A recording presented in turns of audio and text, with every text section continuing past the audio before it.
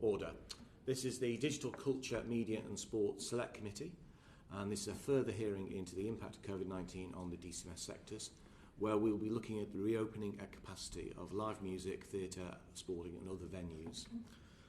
Today we're going to be joined by 4 separate panels of witnesses. In the first panel we have Lord Lloyd Webber, composer and owner of LW Theatres, and Rebecca Kane Burton, CEO of LW Theatres. And our second witness will be Melvin Benn, Managing Director of Festival Republic. Our third will be Lucy Noble, Artistic and Commercial Director, Royal Albert Hall and Chair, National Arenas Association. And our fourth will be Avi Lazaro, CEO Europe, Middle East and Africa, Prenetics, a company that specialises in testing. So before we start our session, I'm going to ask any members to declare interests. I believe that Giles Watling will have an interest to declare. Giles Watling. Can you unmute yourself, Giles, please? I beg your pardon, Chair. Only that I spent my entire life in theatre and therefore have a vested interest in that. I'm chair of the APPG on theatre. Right, thank you. Does anyone else want to declare an interest? Chair.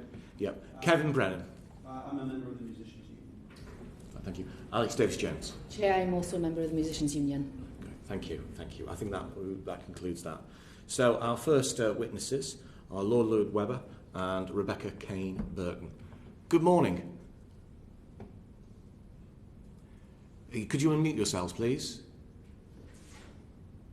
Thank you. It's the new Zoom. You all have to unmute yourselves. Good morning. Can you hear us? Yes, we can, loud and clear. And thank you for joining us this morning. Much appreciated. Thank you. I just wonder whether I could tell you sort of our first question is, if we have COVID with us for the long term, how will you operate? How do you stage productions which have a chance of being in any way profitable? Well, that is asking really almost the impossible, because I think it would be impossible. We know that theatre cannot operate with social distancing. I think if I can wind the clock back, as it were, back in early February, that was when I first heard that we could really be looking at a situation where theatres had to close. And as I had a production, the production of a show I wrote, Phantom of the Opera, I'm not the producer of it, but I was in South Korea. We immediately looked at all of the measures that were being taken in South Korea to keep Phantom of the Opera open there to full houses, which, apart from 2 weeks where it had to close for various reasons, it has been able to do, and it's now ended its run there. And so we immediately commissioned, with Rebecca here, a full review of all of the measures that were taken, and therefore we were completely ahead of the curve, and we were really, really convinced that if we took one of our theatres, and we chose the London Palladium because it's in many ways the most difficult, that we could demonstrate that it was possible for theatres to reopen at full capacity safely. And to that end, we took the Secretary of State around the Palladium earlier in the year with the Officers of Public Health England, where I believe we did demonstrate this, which led to a pilot which we had hoped would be about demonstrating that the theatre could open at capacity, but in fact it turned into a socially distanced pilot, which really rather proved that it was almost impossible on a number of levels for theatre to work in that way. We can obviously, and I can ask Rebecca, because she's probably more able to actually detail these measures than I am, but I am absolutely confident that the air, for example, in the London Palladium and indeed in all my theatres is purer than the air outside. The air handling, I think, is critical in all of this. And if I may say, it seems to me that the really important thing that needs to be done now is to be sending some of the money that is being spent on the arts to give it to theatres that may not be able to afford to do what we have been able to do, so that theatres can reopen safely. I mean, the answer is to your question, though, is that it would be impossible. The margins, say for a big musical, are very, very, very tight. I mean, if you were to take, say you were talking a really big musical, like say the Disney Frozen that's hopefully coming into Drury Lane next year. Say they were operating at £500,000 a week. The biggest slice of that, of course, goes in VAT. And I would reckon that Disney would be very lucky to make their investment back on that show for perhaps 2-3 years at least. And that's really at full capacity. The margins are incredibly tight. Just to add to that. Go on. Just in terms of where we sit in COVID, if your question is about whether or not we're living with COVID for the long term, the challenge is looking on behalf of the workforce. This has been absolutely devastating and catastrophic for the theatre industry and for the live sector. Over 300,000 people are employed by theatre alone. You can more than double that when you actually look at what's going on for the live sector. And that doesn't even count all the ancillary services that support what we do. That's over 1 million people employed by this sector. That is huge. And that, of course, makes us uniquely vulnerable as a country in dealing with a pandemic, because the arts, performing arts, live theatre are not only one of our biggest assets and one of the strongest exports and things that bring in tourism. Over 34 million people come to this country every year, largely driven by the opportunity to see theatre.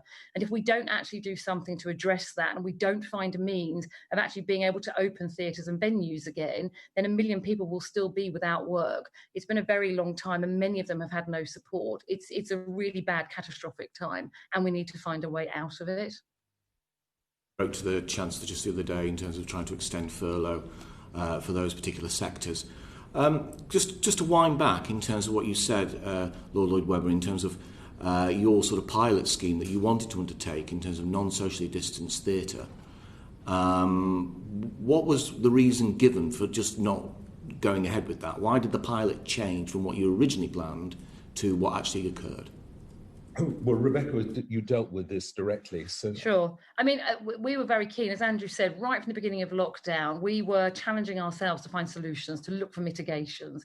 We looked around the world. We looked, as Andrew said, at Phantom of the Opera in Seoul. You know, that's a country that never went into a countrywide lockdown. They have very effective technology, test and trace, and a very personal sense of how to maintain hygiene and actually take personal responsibility. And therefore, they have been able to go out and about and actually enjoy facets of our industry without being in a lockdown. So we started scouring the planet to look for mitigations and solutions. And that's what we demonstrated, I think, at the pilot at the London Palladium, is that you can actually open a venue successfully and professionally.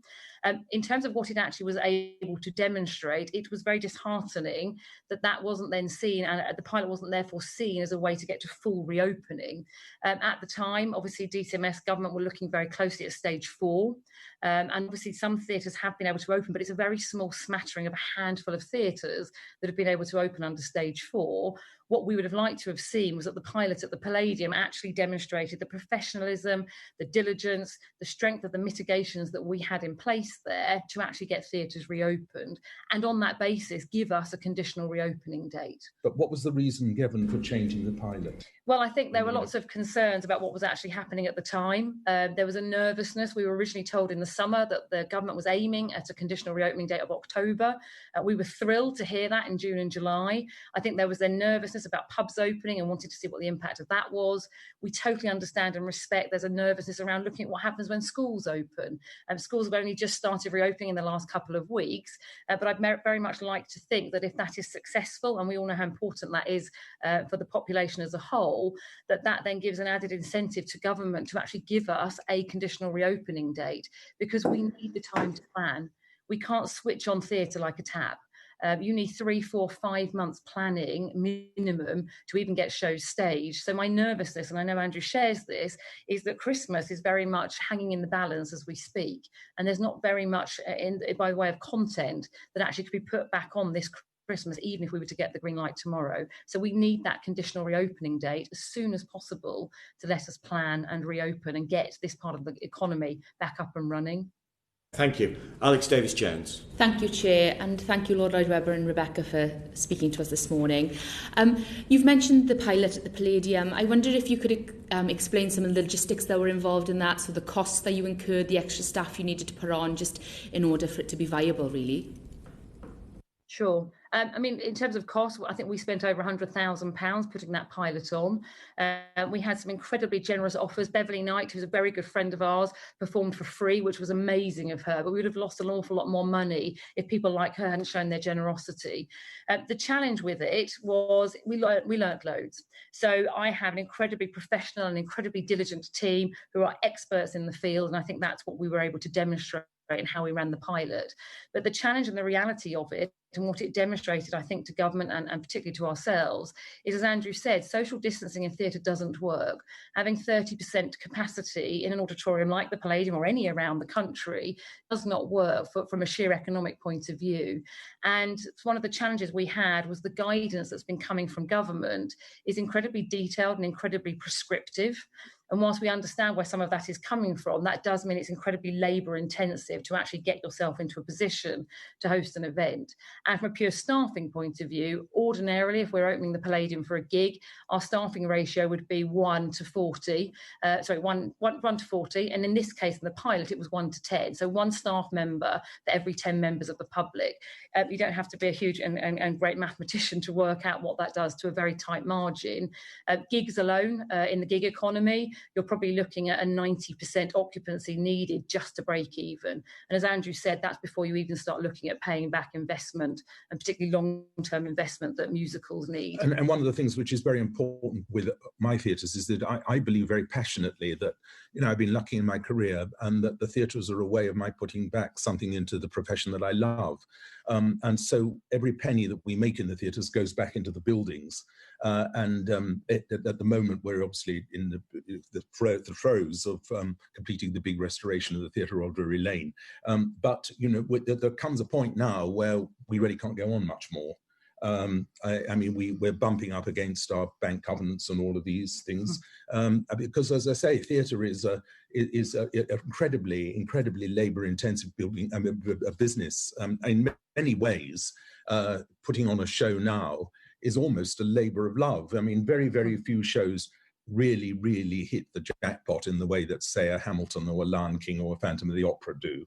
And it is absolutely imperative that people understand that you just cannot throw a theatre show up. It's not like a cinema. You can't just open the building. The people who really need help at the moment, I believe, are also the producers, because without the producers, we have no content.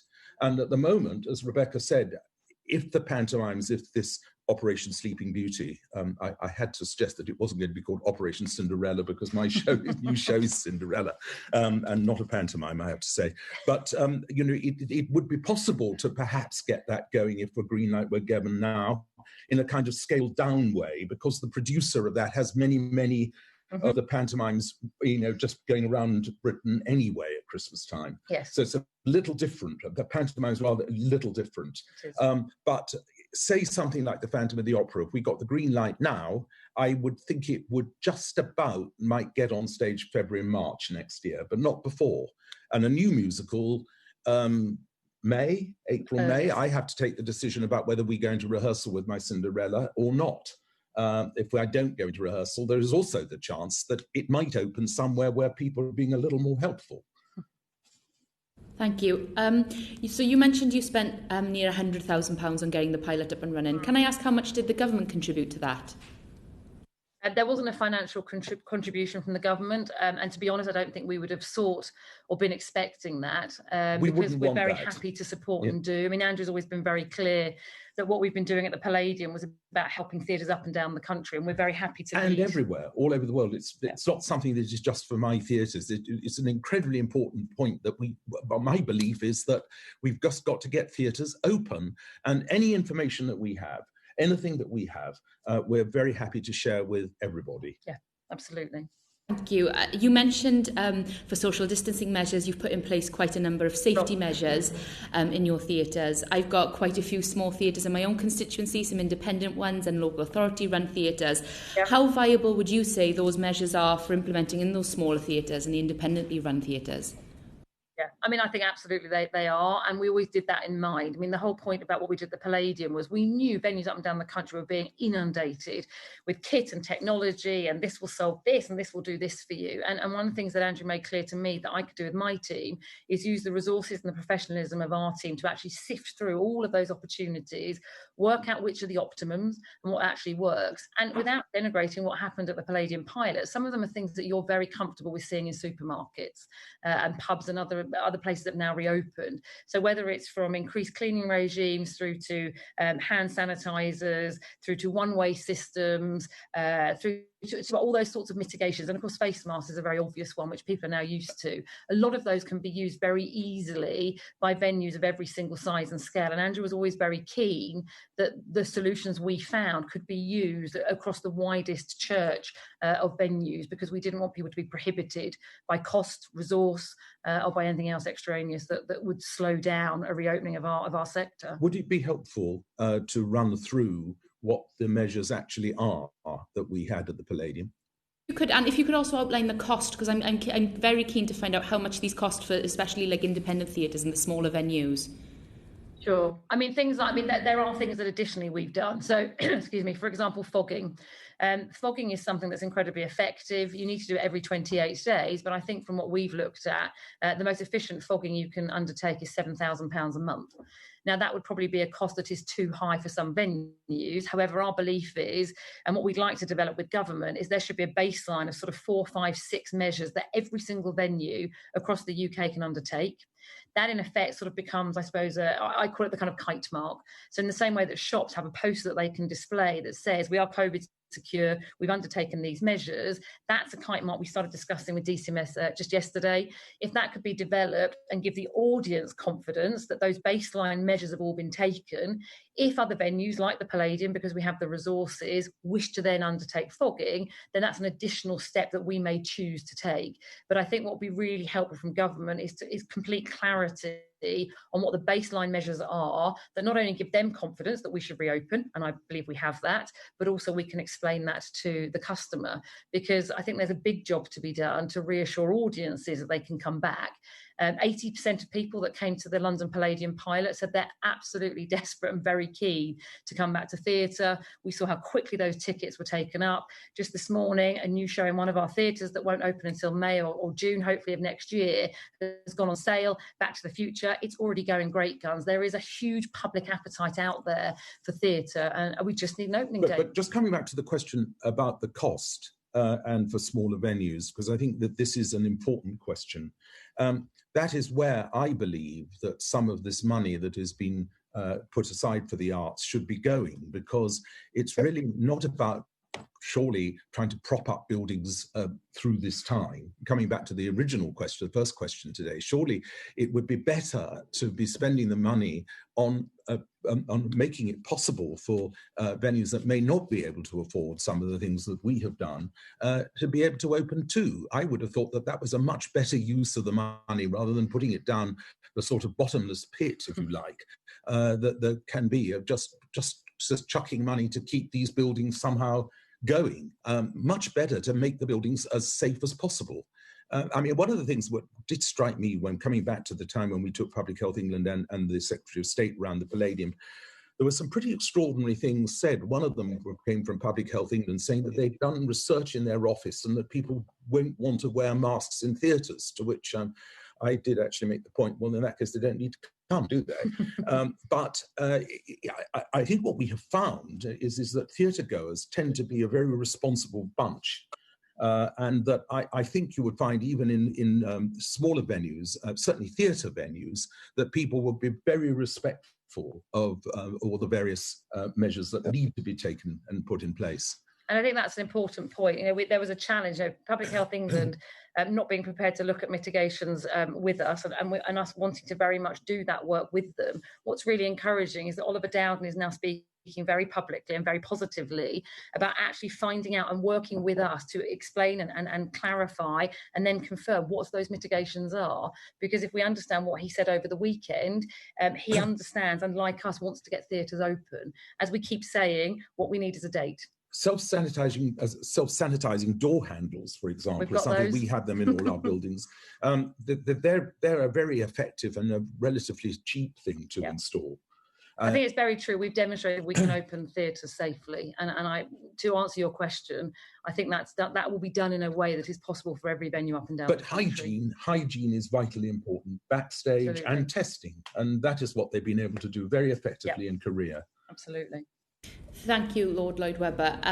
Rebecca, you mentioned the ranking system, and it's actually a discussion I've had with arts organisations in my own constituency regarding, similar to the food hygiene rating, where a venue would be ranked 1 to 5, depending on how much mitigation it can put in place. And it's something I'm very happy to see that you are having those discussions with DCMS, because it's something that's been raised with me as well directly. But on the matter of putting in the safety measures and the security measures in your venue, you can put all the measures in place, but if having a limited audience back isn't economically viable, then it's a non-starter, essentially, for the vast majority of venues and for the live music industry as well.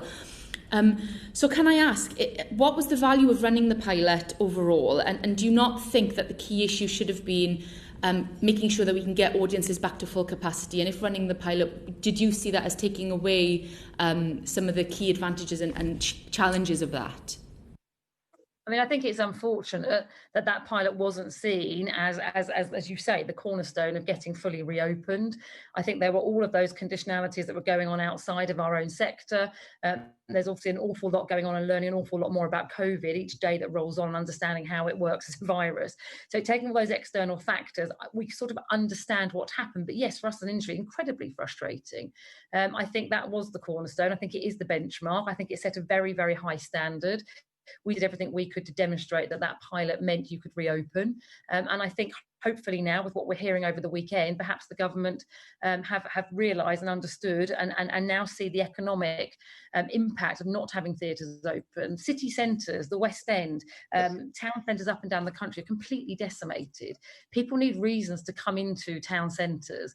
Tourists, a lot of our shows rely on a huge swathe of tourism and tourists propping up those shows. We don't see tourism coming back until we as a population can feel comfortable going into our own city centres. So yes, it is frustrating that the pilot didn't give the green light for stage 5. We don't know an awful lot of the detail of what sits behind Operation Sleeping Beauty. It got shared with us last week. We're working very keenly with the government every day. We're on calls with them to understand how we support that initiative. If Sleeping Beauty is about reopening with no social distancing, fantastic. We will support everything and do everything we can to support that. But we do need a date and we do need to start planning.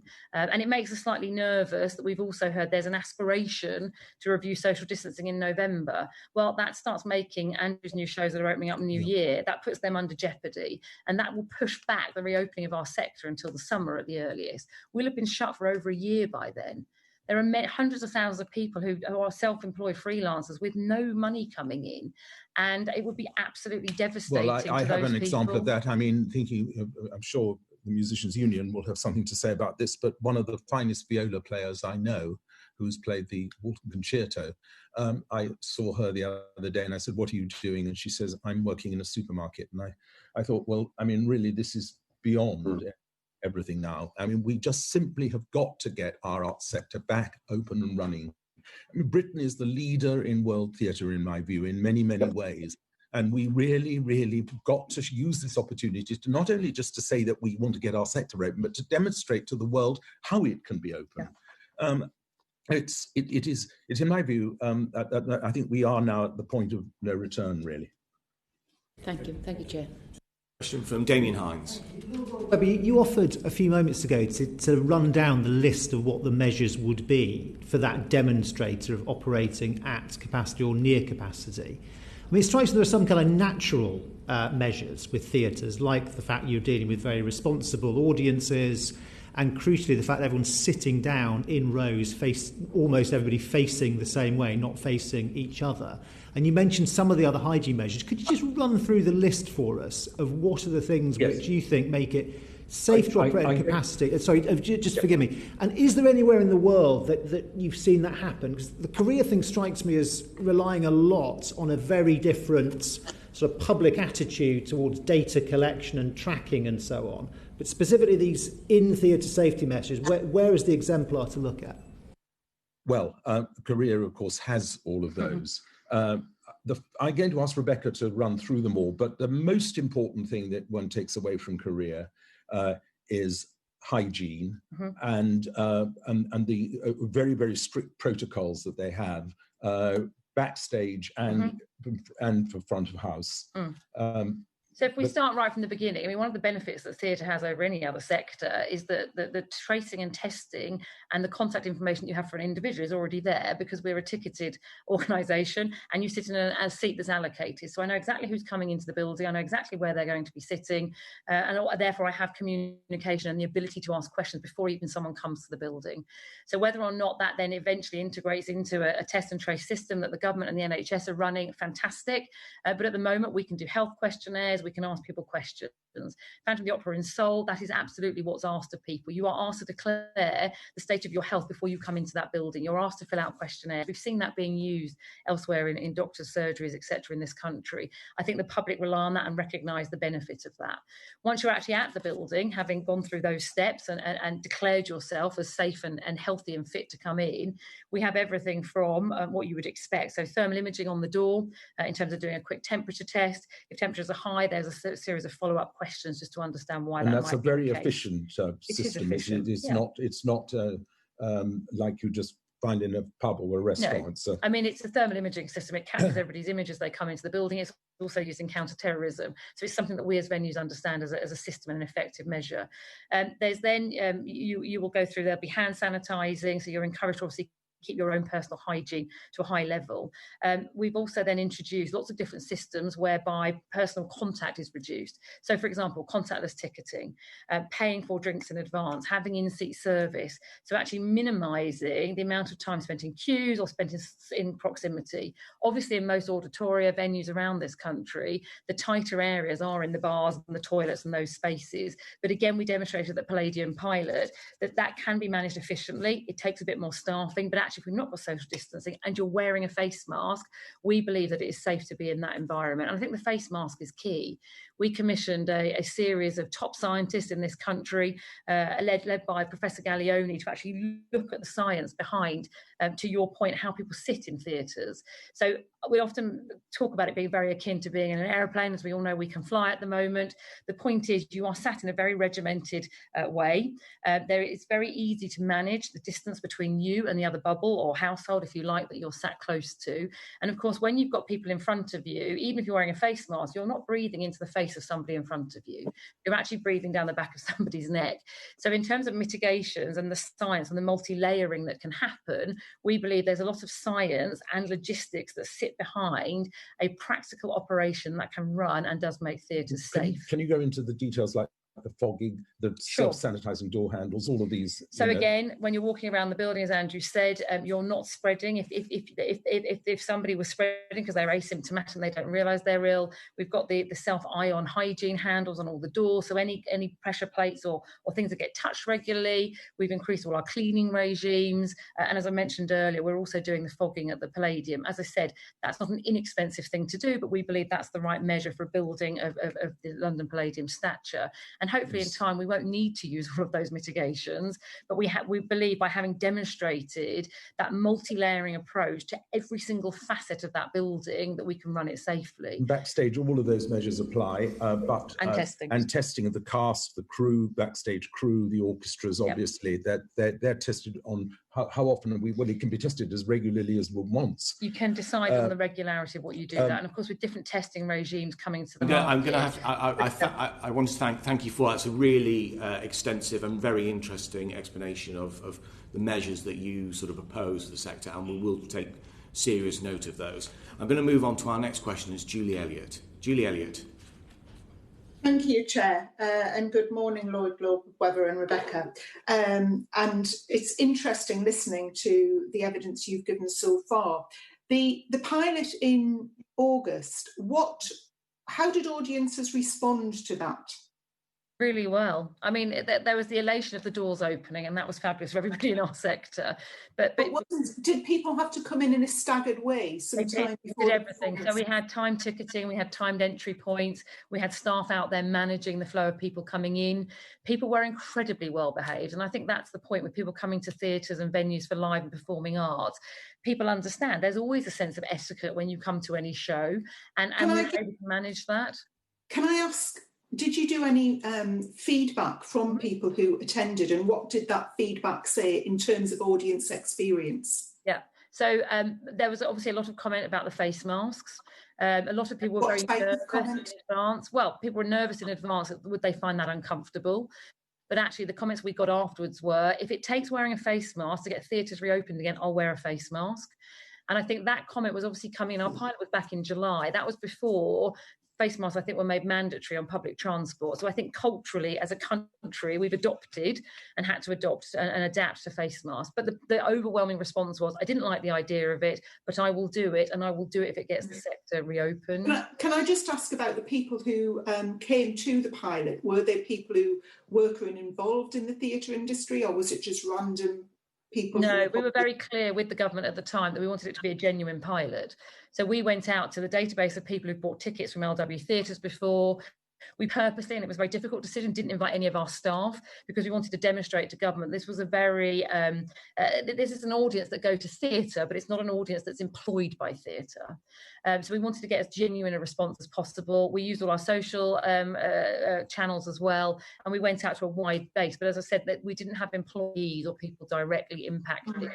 In the building. So the evidence I've had, and it's purely anecdotal from people who I know who went along to the pilot, who were very keen, I have to say, to get theatre back and up and running. But the types of comments they've made to me are there was no atmosphere, they were in seats a long time, there was no spontaneity, not a pleasant experience. Did that come through in any of your surveying? Completely. I mean, to answer your question, in terms of how we managed it, big tick. In terms of what it actually did and what it does for the environment.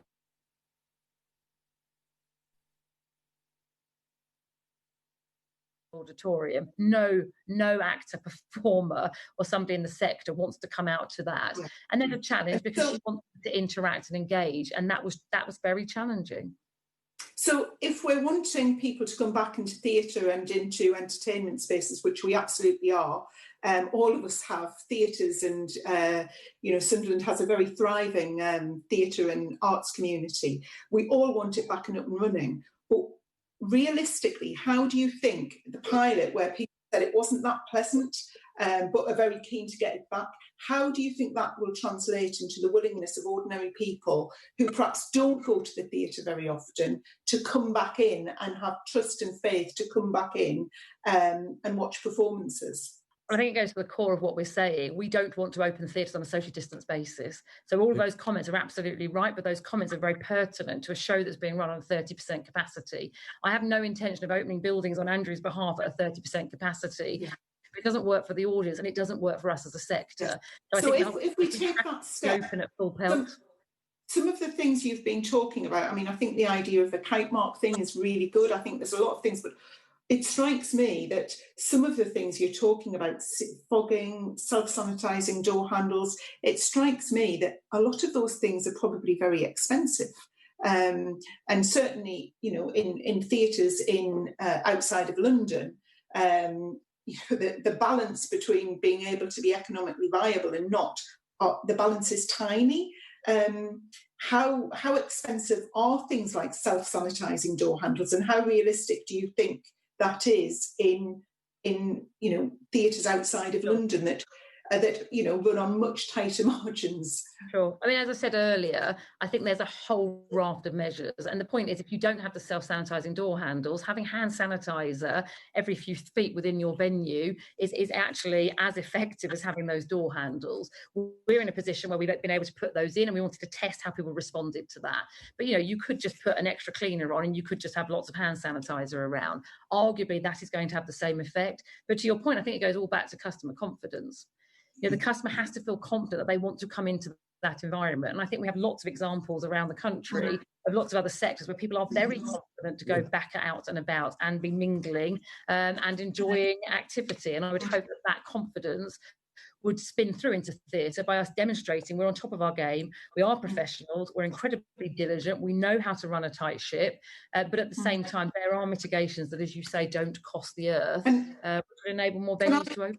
Can I just, Lloyd Webber, pick up on something you said before, which is going slightly off what I was intending to ask about? You talked about producers, and you've talked about the number of self-employed freelancers not fitting into any scheme in effect and having to take other work, and we've talked about this at length in our committee and lobbied government heavily on this area.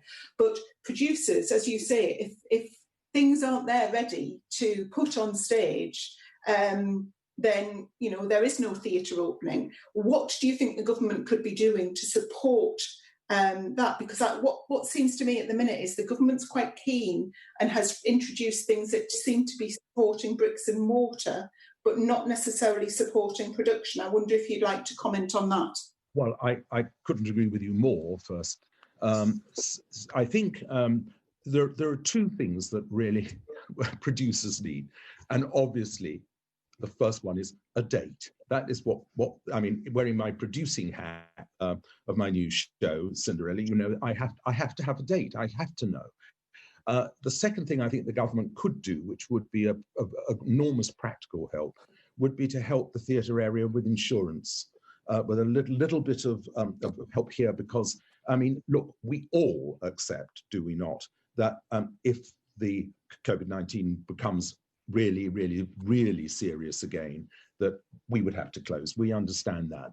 But I think some help for producers to feel that in that event, that they could be covered. I don't want to get into the whole argy-bargy that's going on with the insurance business at the moment, where a lot of people feel that they were covered and the insurance business is not paying out. But I think that would be a very important measure too. But we really, above everything else, need a date. Okay, thank you. Thank you very much. Clive Efford. Thank you, Chair. Can I just ask about, you talked about the measures you've taken inside the theatre, but getting people to and from theatres and the crowding outside as people go in and mingle. And if I think of a place like the West End, where there are, in places like Shaftesbury Avenue and Old Compton Street, there are several theatres. It's like a football crowd when people are going in and coming out. I mean, how much consideration have you given to the risks that are posed by large bodies of people congregating at similar times to enter and leave theatres? I mean, it depends, I suppose, in which time frame we're talking. If we're talking about we can't reopen theatres with social distancing, then those issues disappear at the point when we can open and social distancing isn't a concern.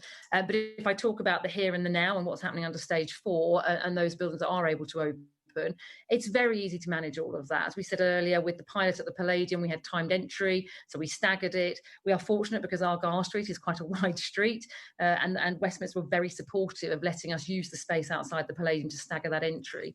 To some extent, though, some of that is no different to what we manage on a day-to-day basis. When we have a star like Madonna in, Madonna might have 10 different VIP packages and different priorities for different celebrities coming in and out of that building. We manage that sort of risk on a day-to-day basis to the point where no one would actually notice that because of how we manage risk and how we manage entry in and out of the building. I mean, it might just be worth touching on measures that we've been advised about where, regarding terrorism and in that regard. I mean, the biggest moment I was advised about a project that in fact we didn't pursue. But the most difficult moment isn't actually people coming in or crowds of people going in. It's the fact that they all leave in a body. And that too is something that we can control. I mean, there will have to be, I hate to say the cliche new normal, but there will be a new normal, obviously, for theatre and live entertainment. I mean, it doesn't seem to be being followed, I must say, when you see people drinking in the streets outside pubs. But we can't control that. I mean, that's something we can't do. I mean, you mentioned Old Compton Street. I mean, there's, I think, only one theatre in Old Compton Street. But, I mean, Shaftesbury Avenue, I don't think people tend to linger around there. But it is an issue. I agree with you. but we can control audiences, we can control what they do, their entry and their exit, but we can't that's an control advantage that we have as theatre over a pub. We know exactly who's coming and when, and we have great means of communicating with them. So in terms of measures and sharing that and managing the audience, that's a huge advantage that any venue has over a restaurant or a pub who don't know who's turning up on the day. One of the things I've talked to Westminster about is the school scheme that they've had. So in terms of actually the local authorities giving extra permission for a bit of additional space on the foreground before you come into a theatre, is can you use that in the same way schools are? Schools are having to manage multiple drop-offs and maintain social distancing, and there's an opportunity to do that. But as we've said, hopefully when we reopen with a bang, we're doing it without social distancing and all of those issues disappear. Yes, what I'm wondering is, because what we're seeing is that people are reluctant to go to town centres, and some town centres have taken measures to expand the pavement space and take back bits of the road. Thinking of a place like the West End, where there is a concentration of lots of theatres, is there a need for a strategy for that area? So people entering that area, that staggered openings and closing of theatres, that need for a strategy for an area like that to make people feel safer and encourage them back into the West End and feel that that's a place that they can feel safe to go. Is that something that you need to consider with Westminster Council? Yes, I mean, it's something that Nikki Aitken, our local MP, has been looking at with her West End recovery plan, is how do you actually help the West End recover? And I know we've talked to her a lot about transportation and actually encouraging, and I think that either comes from the mayor or it comes from local MPs or local authorities to actually encourage people to use public transport again, and then to your point, feel safe and understand how they might navigate their way around city centres. I know London has a big challenge. People tend to dive onto the tube rather than realising the place they're going is 2 minutes up the road, and actually maybe help and support in that sort of way, and actually opening up London and its accessibility would be helpful in the current circumstances. Okay, I'll leave it there. Thank you. Giles Watling. Thank you, Chair, and thank you, Lord Lloyd Webber and Rebecca, for coming in today. Really appreciate it. I just wanted to touch on the confidence. I've been talking to Julian Bird a lot, the CEO of SALT, Society of London Theatres, and he said some weeks ago that Rome is burning. We need to get this money together, and we were delighted to get the 1.57 billion to the cultural sector.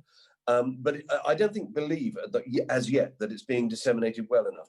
How concerned are you about the grassroots out there? And I just put in parentheses here, I used to run a couple of small theatres, and we had to have between 85 and 87% to break even.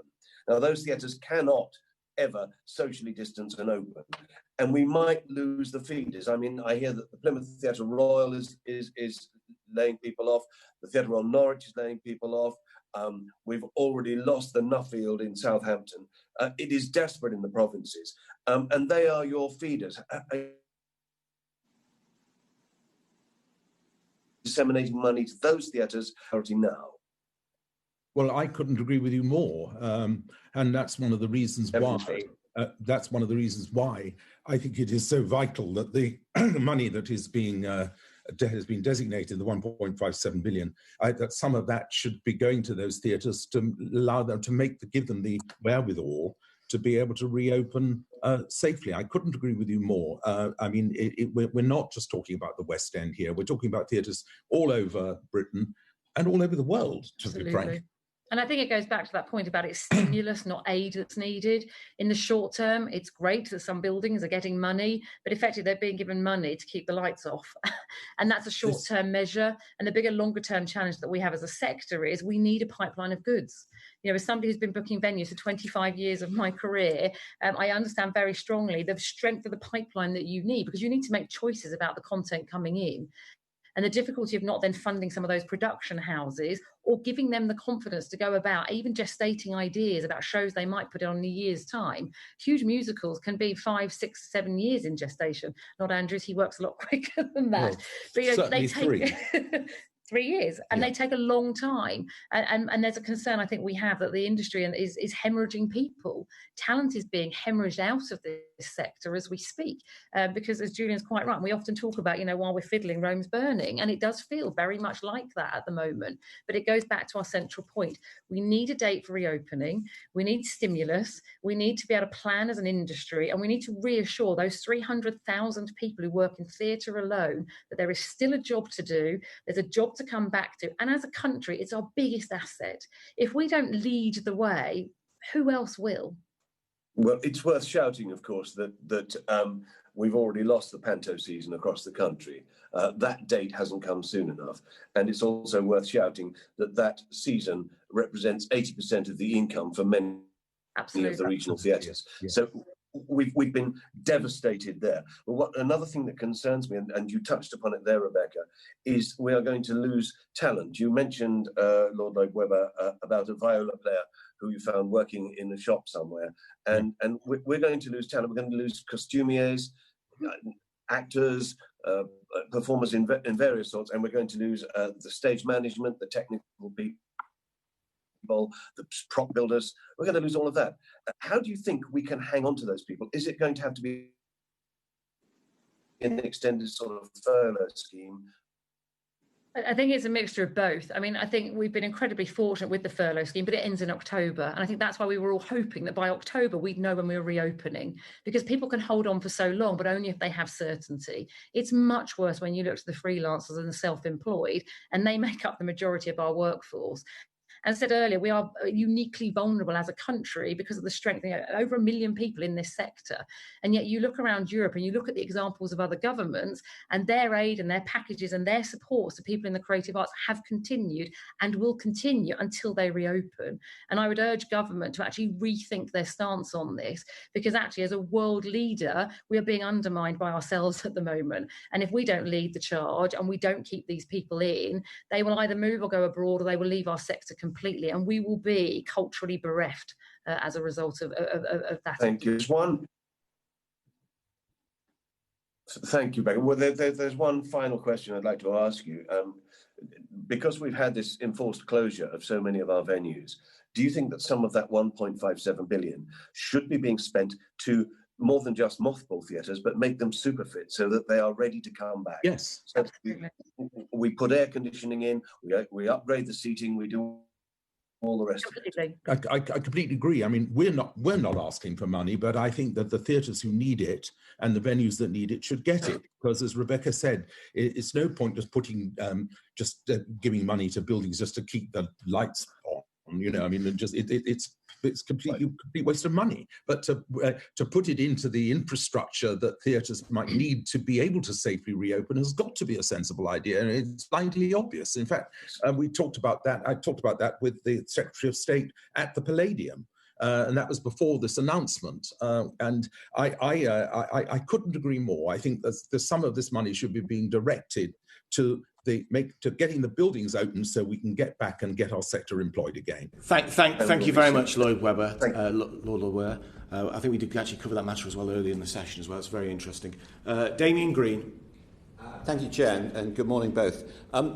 We've had a slight reference to this already, but I read at one of the earlier meetings with the government, Lord Lloyd Webber, you asked the very powerful question of why are theatres different from aeroplanes? In that government is actually encouraging people to go and sit on aeroplanes when they can safely. Have you ever had a satisfactory answer to that very good question? No, I have not had a satisfactory answer. It reminds me of something that I heard over the weekend of a young man who went into rehab because of alcoholism, came out and discovered that his Alcoholics Anonymous meetings had been cancelled, but he could go to the pub. I mean, there are so many anomalies that it is just extraordinary. Nobody ever answered that point, to the best of my knowledge. And are you continuing to ask it? I mean, indeed, should we be asking it? Continue to ask, and one continues to get silence. So, proceeding from that, and I get the strong impression of what you want.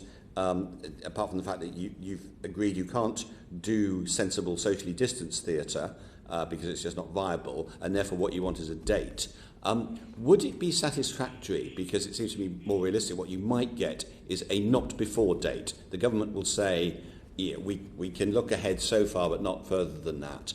And frankly, being pessimistic about this, looking at the news for the last couple of days where the COVID numbers seem to be going the wrong way, if the government said something like, you can't have, we know you won't be able to have it until February the 1st or something like that, would that be better than the current situation? It kind of is the current situation, because what they've said is that it is our aspiration in the beginning of November to give you a date, which is really the same thing. I take the point completely. I mean, the other way of looking at it is to, as one or two theatre owners have done, which is not the way I'd like to do it, but what they have done is just shut the theatres up completely, get rid of all of the staff, and just say we're going to wait for a vaccine. I mean, I've enrolled myself on the Oxford vaccine programme, so I'm delighted to say that they seem quite optimistic, but it's obviously going to be a time, it's going to be a while before that happens.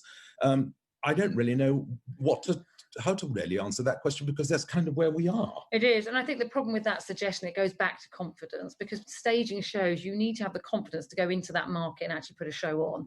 There's a huge amount of risk, and with currently no insurance on the table and not even having certainty around dates and planning, that does not put any producer or any theatre owner into a good position. So whilst it might look marginally better, as Andrew said, it's not really a step forward, and it doesn't give the confidence that is needed within our sector that we are going to be given permission. And we have to hang our hat on what we heard at the weekend, that there is substance behind what the government are now saying about their ambition and their aspiration to get open. But to be very clear, if we were told we could open tomorrow, there are no shows ready to go live tomorrow. That you don't turn this on and off like a tap. That's why we need that date. And then we will plan and we will work with government to get our sector back up and thriving again. But we need that certainty, I think. Thank you. Kevin Brennan. Thank you, Chair. Have you considered putting on a production on a plane, Lord Webber? Very interesting idea.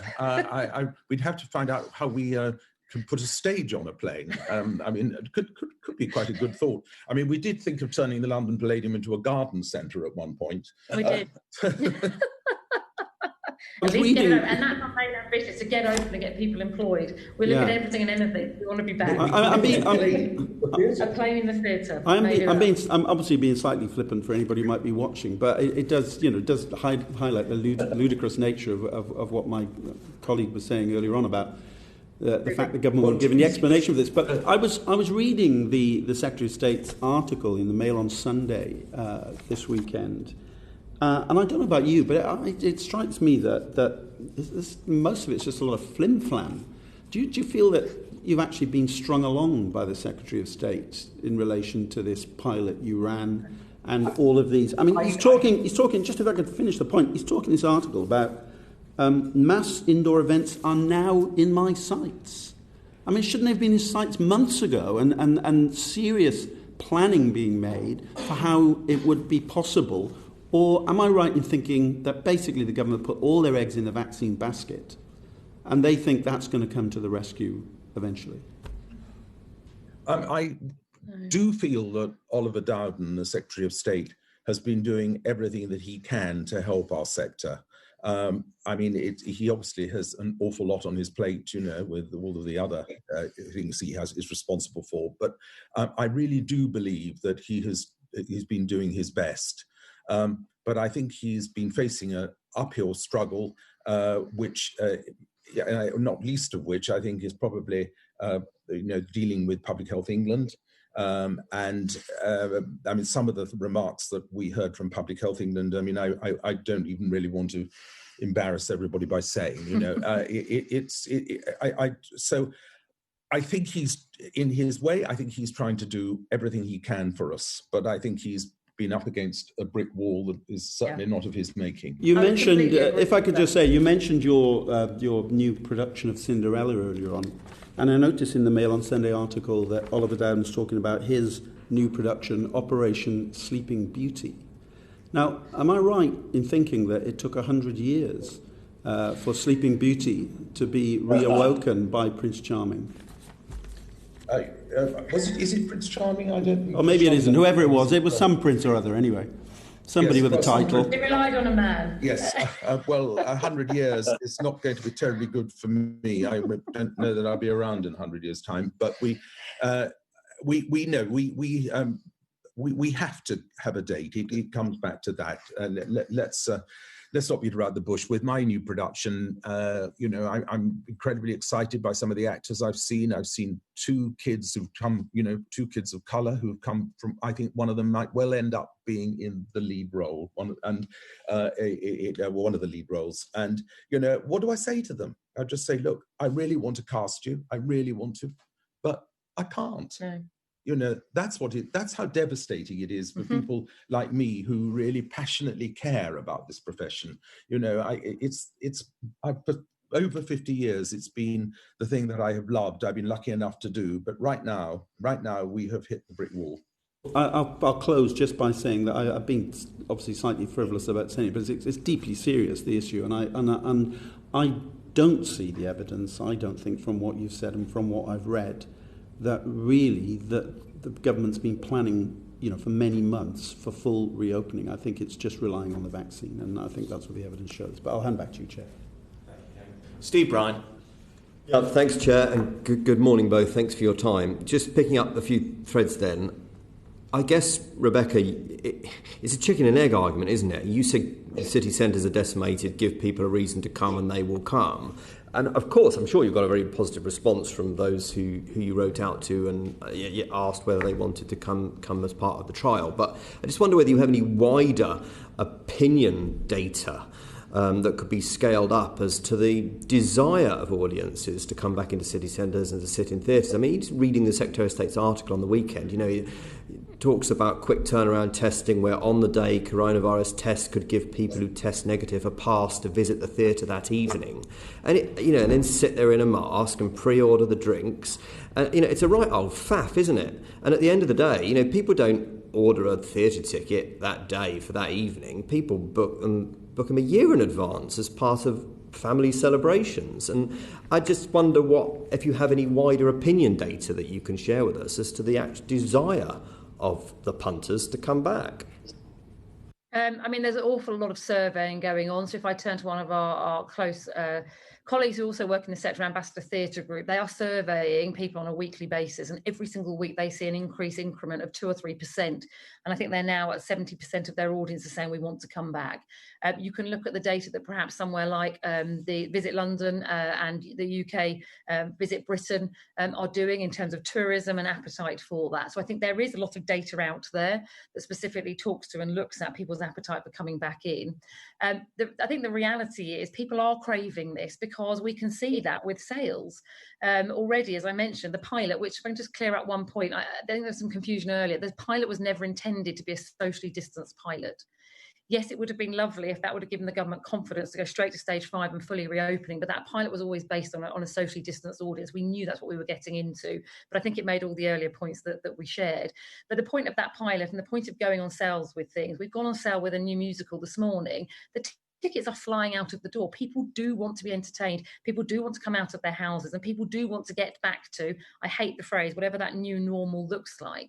And I think the reality is there in ticket sales and frustration and people's support of what we're doing this morning.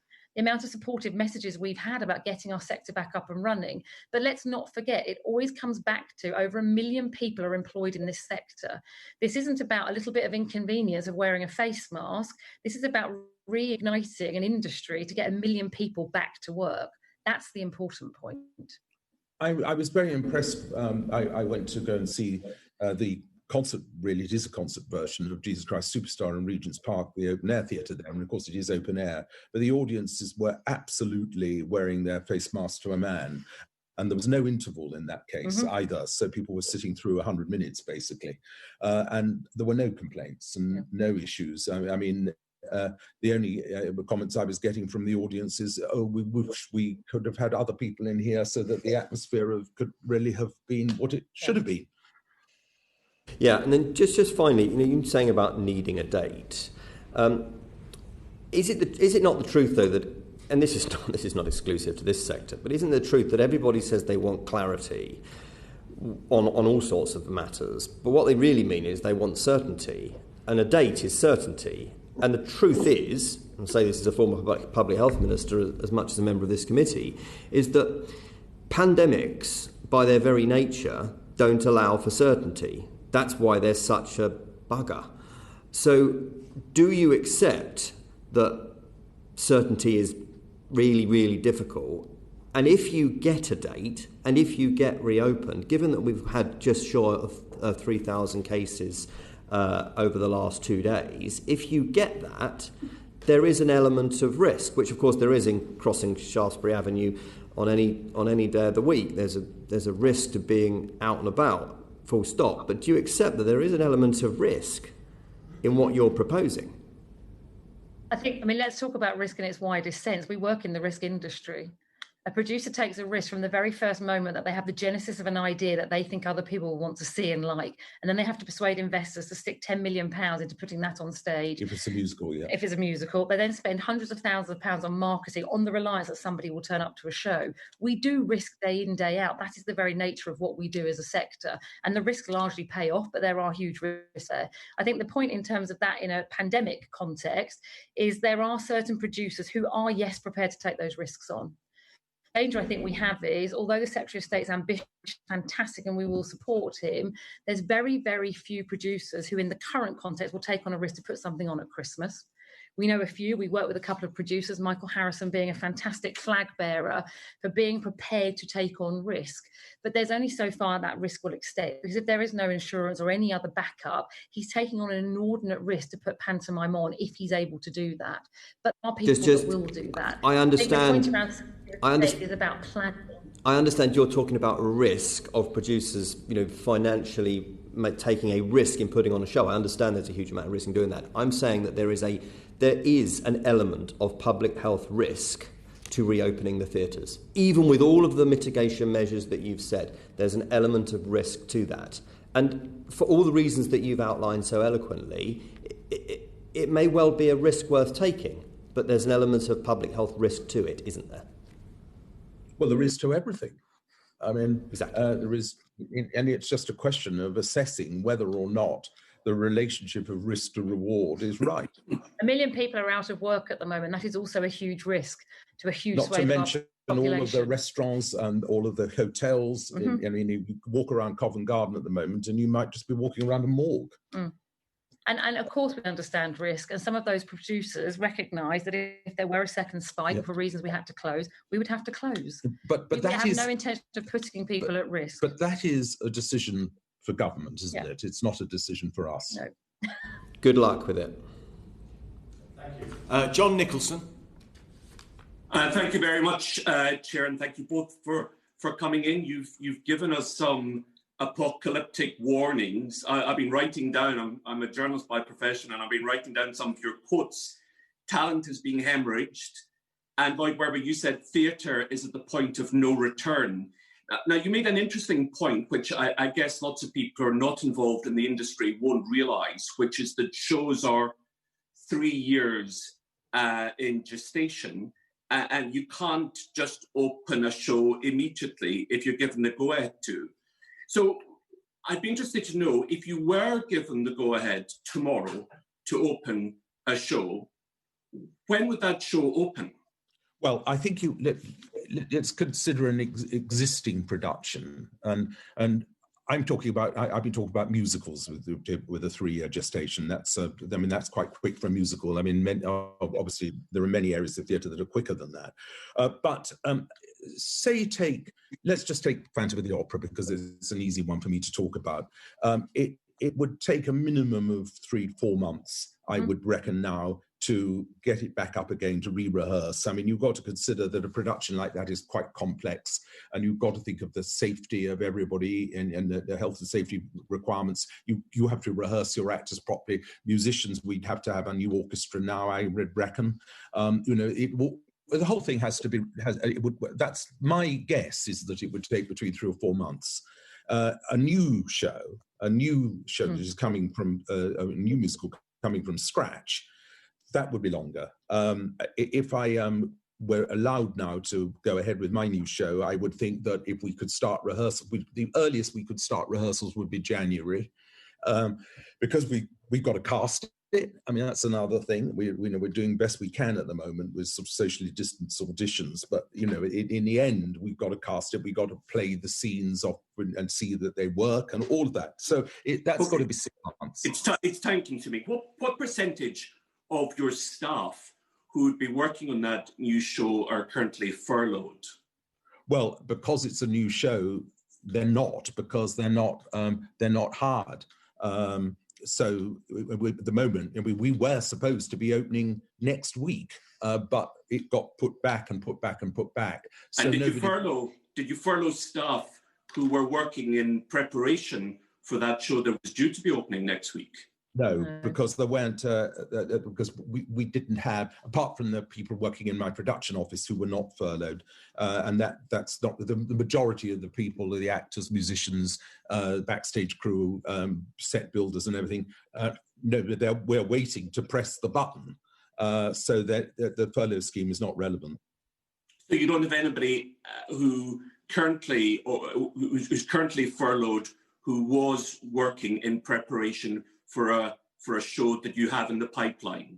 No, because I mean, by definition, it's in the pipeline and the button's not been pushed. Had that happened, I don't know where we would have gone. I think probably we would say that we wouldn't have been able to open, and they would, but it didn't. I mean, we know. So the answer is no. But that goes back to Andrew's point about the opening date. So for Andrew to realise his ambition of opening Cinderella in April of next year, the sooner we're given certainty that theatres are able to reopen, that button will get pressed, and a whole load of the industry will get re-employed. The April date is the latest date it's been put back to. Yeah. I mean, one of the things that, coming back to a point I made earlier, one of the heartbreaking things is to be able to say to these young actors who's coming as I say, straight out of drama school, to actually look them in the eyes and say, I can't employ you. I'm just pursuing the furlough thing because I get so many letters from constituents telling me that they think that their businesses, whether in the arts sector or elsewhere, will be destroyed if the furlough scheme is not extended. So can I just confirm, you don't have any staff at all on furlough? Oh, well, that's a different thing altogether. I mean, you asked me about the new show. So the answer is about the new show is no, there is nobody on furlough involved with that. But Rebecca, you probably should take over on the theatres. So from an LW Theatres perspective, obviously we employ 600 or 700 people across the 7 theatres that we operate. So yes, furlough has been invaluable in terms of being a lifeline to those people. And that was our concern, that furlough ends in October. There's a huge amount of financial investment already in those buildings. As Andrew mentioned earlier, we're in the middle of a £60 million refurb of Theatre Royal Drury Lane. We're spending millions month on month. Furlough coming to an end puts people in a very devastating position if I can't guarantee them work again. So how many people do you have in furlough? I think we're on about 60% of furlough.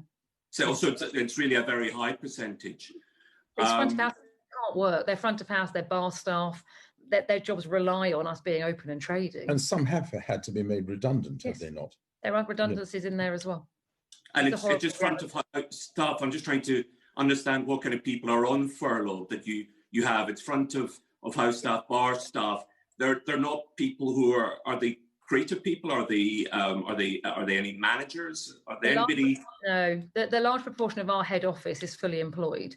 Not least because of Andrew's ambition of reopening, we have 3 buildings with major building works going on at the moment. That takes management and care. So my entire property team, my entire senior management team, the marketing team, everybody is fully engaged and fully working. Right. Because we have those buildings to relaunch and reopen. And that's a very there's nobody that you've got furloughed who could be working on future shows. No. Not actually on productions, no. No. Okay. If you've won, in closing, if you've one single message for the UK government, one plea in the closing moments of your evidence, what would that plea be? Give us a date. Thank you very much indeed. Thank you.